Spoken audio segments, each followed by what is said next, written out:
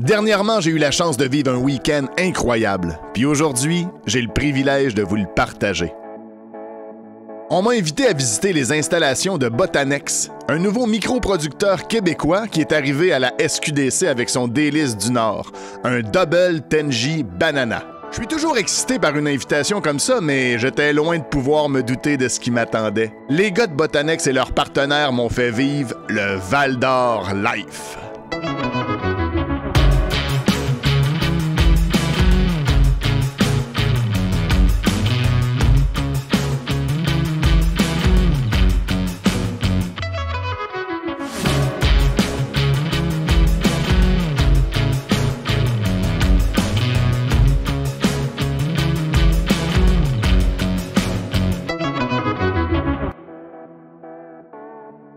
Vous êtes là! Vous savez, à cause de mon travail de gars qui visite des installations de cannabis, j'ai pas tout le temps de m'amuser avec des grosses machines, hein? Fait que j'en profite quand je viens en région, puis je m'installe dans un shirt! Fait qu'on va aller visiter la ville de Val d'Or et tous ses beaux secrets et recyclés dans cette belle grosse machine qu'on appelle un Sherp. Et il n'y a rien qui va pouvoir nous empêcher d'atteindre notre destination finale qui est Botanex. Allons-y.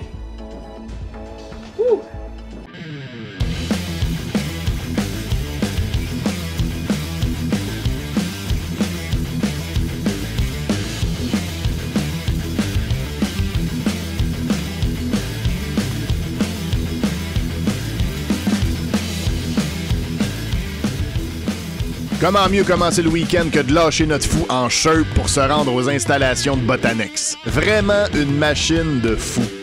J'étais avec Carl Florent, le propriétaire d'Argo Débosselage du Nord qui possède les Sherp. Ce que vous voyez présentement, c'est à peu près 1,4 million de dollars de machines en train de se promener sur un lac glacé.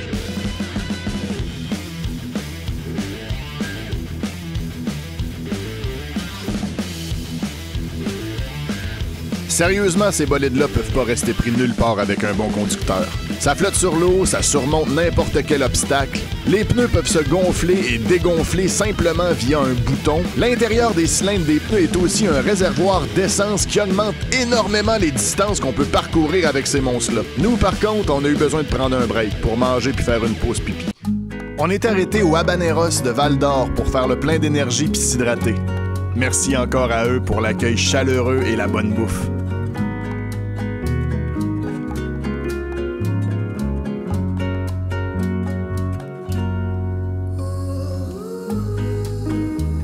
Ensuite, on est retourné se brasser en Sherp.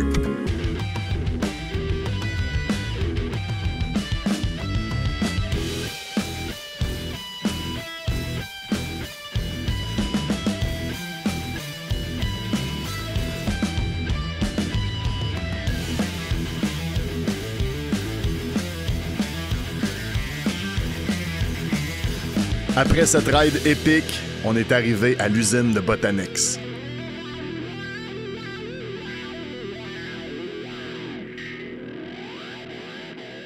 C'est ici que je vous présente les 4 fondateurs de Botanex qui sont aussi nos hôtes pour le week-end. Maxime, Guillaume, Shane et Kevin. En gros, c'est pas compliqué. On a 4 amis d'enfance qui sont entrepreneurs depuis plusieurs années et qui ont décidé de relever un nouveau défi, celui d'opérer une microproduction de cannabis et d'offrir un produit de qualité aux consommateurs. Des bons vivants, amateurs de plein air puis des bonnes choses de la vie, mais surtout, des boys qui savent s'amuser et recevoir en grande pompe. Maintenant, c'est le temps de passer à la raison principale de ma venue à Val d'Or, visiter les installations de Botanex. Pour l'occasion, l'équipe m'a même donné un sarrau personnalisé que j'ai gardé comme souvenir. C'était la première fois que j'avais la chance de visiter un microproducteur, contrairement à mes visites précédentes chez des producteurs qui ont ce qu'on appelle dans le milieu la licence complète. Ici, chez Botanex, on a décidé d'y aller pour une licence micro pour débuter, ce qui leur a permis d'économiser dans leur investissement de départ, mais qui les a aussi limités dans la grandeur de production et la quantité maximale qu'ils peuvent produire. Le plan d'attaque des gars a été de s'entourer de gens qui connaissent bien la culture du cannabis et d'aller chercher des conseils chez d'autres producteurs. C'est leur expérience d'entrepreneur qui leur a fait prendre cette décision-là. Question de gagner du temps et de bien faire les choses au lieu de juste apprendre sur le tas, comme on dit. Ça veut pas dire que le chemin a été facile pour les boys. Beaucoup d'ajustements et de changements de plan avant d'arriver à avoir un produit à la hauteur de leur attente. Comme vous voyez, les gars de Botanex ont décidé d'y aller avec un principe de container qui contient chacun une salle de culture. Chaque salle de culture est sur un cycle un peu décalé, ce qui permet à l'équipe d'avoir des récoltes constantes et ainsi bien alimenter les différents clients qui distribuent leurs produits. Pour suivre l'évolution de leur récolte, l'équipe de Botanex a développé un tableau de gestion assez élaboré qui leur permet d'avoir des repères visuels et de savoir les tâches qui doivent être exécutées dans chaque salle. J'aime bien le côté physique et concret du tableau. Encore une fois, ça me rappelle à quel point chaque installation que je visite est différente et propre à la vision de chaque équipe.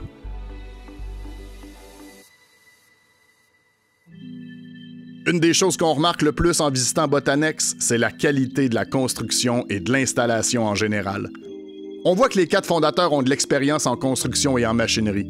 Les installations sont faites de façon optimale afin de permettre d'utiliser l'espace restreint au maximum. Déjà en partant, le principe des containers leur permet d'agrandir l'installation à la verticale, en les empilant les uns sur les autres. Du côté de l'entrée des employés, les containers s'ouvrent sur les salles de culture pour leur permettre de travailler.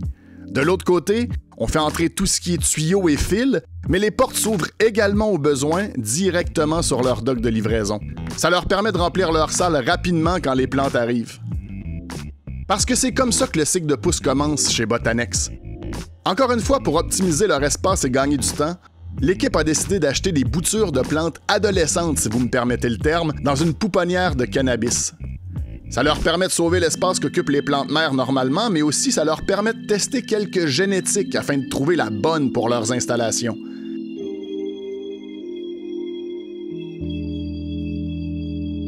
C'est d'ailleurs un des plus gros défis qu'a dû relever Botanex. Leur première récolte de Lemon Snow Cone a été plutôt décevante à leurs yeux. Les boys ont donc décidé de repousser l'arrivée sur les tablettes de leurs produits. Pas une décision facile à prendre quand ton projet a déjà été beaucoup retardé par la pandémie des dernières années. Mais les gars se sont retroussés les manches avec leur master grower, puis ils ont finalement déniché leur strain qui était bien adapté à leur méthode de pousse hydroponique en container, le Double Tenji Banana. Le produit est déjà disponible à la SQDC sous le nom de Délices du Nord, distribué par Rose Science Vie. Leurs salles de floraison sont vraiment impressionnantes. Leur Double Tenji Banana pousse en grosses têtes denses bien rapprochées. L'espace de chaque container est donc rempli au maximum. L'équipe arrive en moyenne à sortir 10 000 grammes de weed par container et leur record est autour de 15 000 grammes.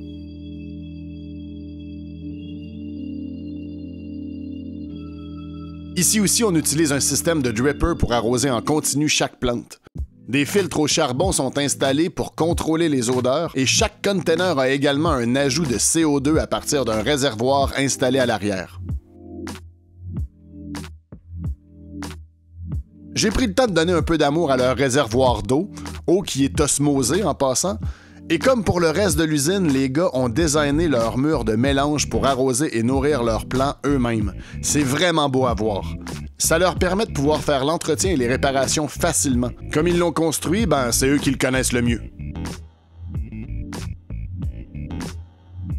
Un des containers est réservé pour la trim, l'emballage et peser le produit.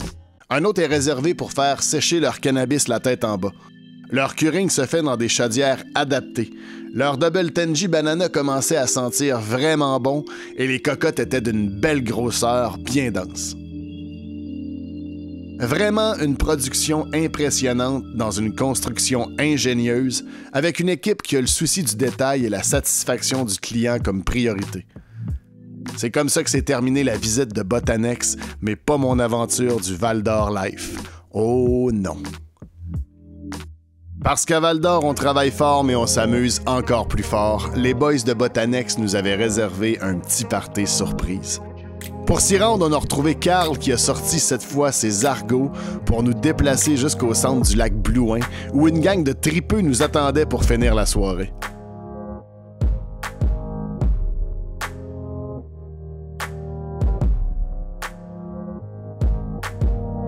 Carl, le mâle alpha de n'importe quel groupe dans lequel il se trouve, s'est occupé de nous faire un feu pour ensuite nous cuire la surprise de la soirée.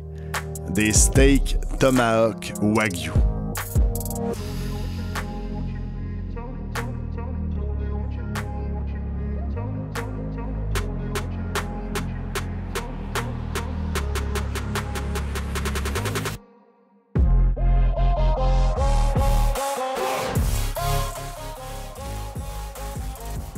Pour bien faire descendre tout ça, on avait de l'excellente bière du Prospecteur.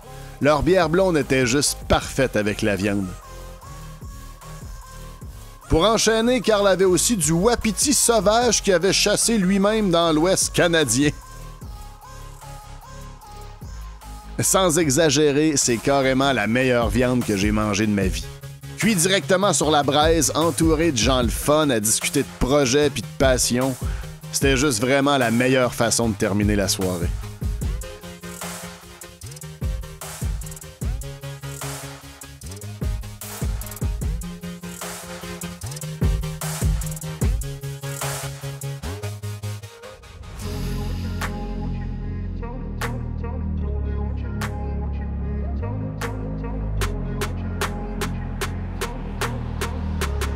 On est rentré ensuite dormir à l'hôtel rempli de bonne bouffe, de bonne bière, avec le gros sourire dans le visage et des beaux souvenirs en tête.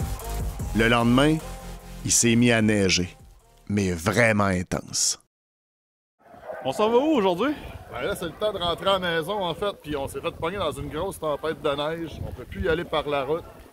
On n'a pas le choix de prendre des traîneaux à chiens pour retourner à Montréal. C'est-tu plate? Pour nous aider à rentrer chez nous, on a utilisé les chiens de traîneau de chez Chien Loup.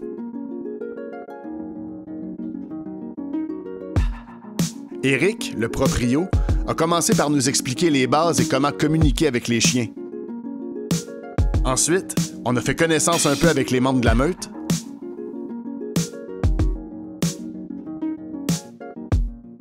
Et on s'est mis en route.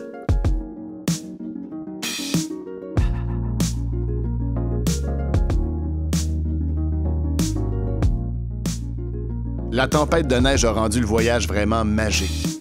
Les bruits de la nature, les lames du traîneau qui glissent sur la neige fraîche, c'était magnifique.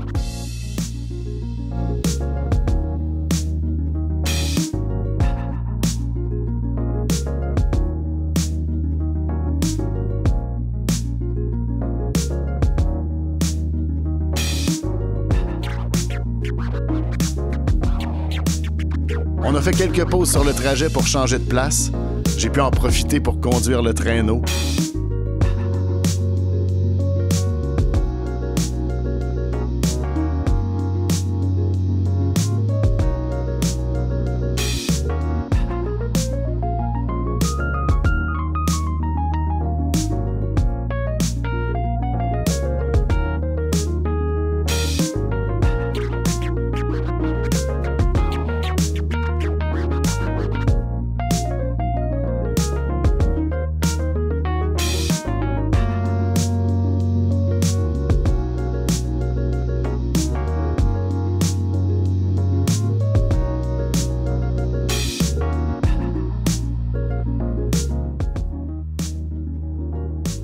On a aussi eu la chance de déguster du bon chocolat chaud et de la tire sur la neige dans une halte chien entre Val-d'Or et Montréal. Bon, ok, j'arrête. Je me doute bien que vous comprenez qu'on n'est pas rentré à Montréal en traîneau à chien. Je suis juste en train d'essayer d'utiliser la magie du montage pour vous transmettre un peu de la magie de mon week-end à Val-d'Or. On est rentré à Montréal en VUS. On n'a peut-être pas fait toutes les activités de la vidéo exactement dans l'ordre que je vous les ai montrées, mais chaque moment était vraiment inoubliable. Ce que je retiens le plus du week-end, c'est le plaisir, la pureté de la nature et la générosité des gens que j'ai rencontrés. Pour vrai, si vous êtes jamais venu dans la région de Val-d'Or, je vous suggère fortement de le faire et d'en profiter pour lâcher votre fou dans la nature. Puis si vous cherchez un emploi, je vous rappelle qu'il y a plein d'entreprises dynamiques ici qui embauchent. Merci encore au Week-end Découverte de Val-d'Or de m'avoir permis de vivre cette expérience-là. Merci au Habaneros pour l'excellente bouffe. Merci à Botanex pour l'accueil de fou. Merci aussi à vous d'avoir regardé la vidéo. J'ai vraiment hâte de vous lire dans les commentaires.